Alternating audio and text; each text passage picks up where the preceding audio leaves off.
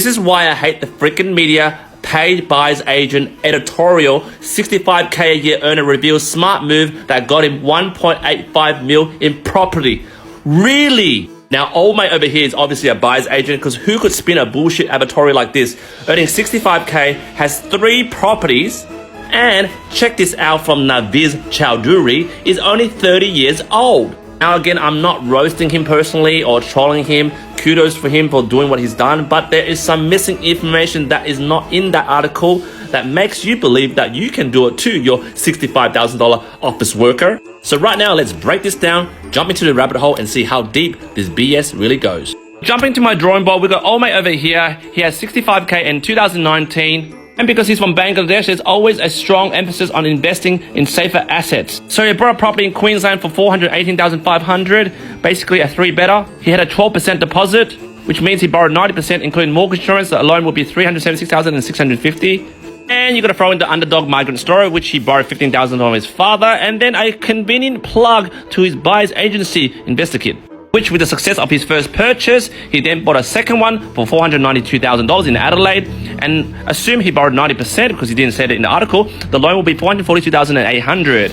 And now old mate is 2 properties in. The total loan amount is $795,150, and he's still on $65,000 a year, which is kind of BS because it hasn't changed before and it hasn't changed now. Well, it has more than tightened now. The banks are only lending 60 cents to $1 of his income.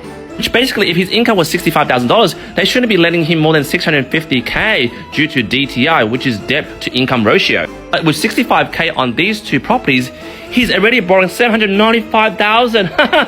And then fast forward a few years later, he's now earning $85,000, and then he found another property for $454,000 in Townsville. And it said here in June 2022, he used all the equity from his first property to fund it, which means he borrowed 100% against this property, which means the loan will be $454,000, which brings the total loan amount to $1,273,450.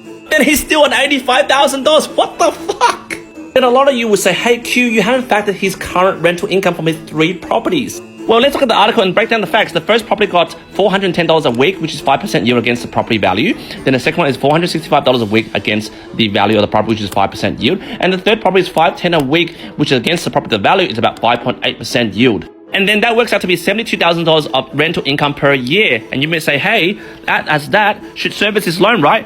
No, because the bank doesn't take 100% of this in servicing. They only take 80%, which equals $57,000. You add that to his $85,000 income, he's only earning $142K.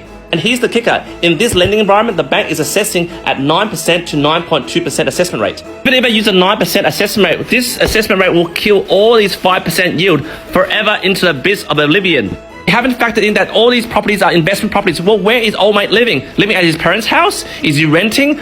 What is his existing expenses?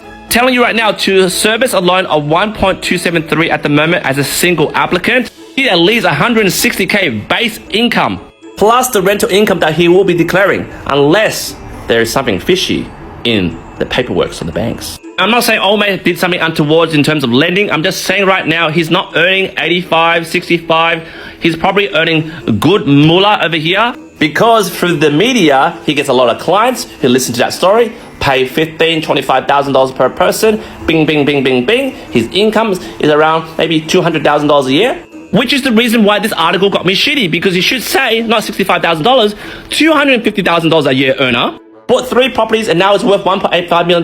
That's fine, I'll let it go, I won't roast it. Please, these media mofos, Daily Telegraph, realestate.com, stop spinning the bullshit that you're on $65,000, you can have 3 property portfolios, and then on the other end, you're painting this doom and gloom. We're heading into a recession. We shouldn't buy property. Mate, you're sending mixed messages, mate. Because I'm getting really shitty now, right? People will go to my bio, book a call, and I'll talk to them for my 15 minutes private consultation, and I'll give them this news that they can't, borrow much with $65,000, and they get shitty with me. And why? Because you motherfucker is spreading bullshit. Yes, breathe. Now jump in the comments, let me know what you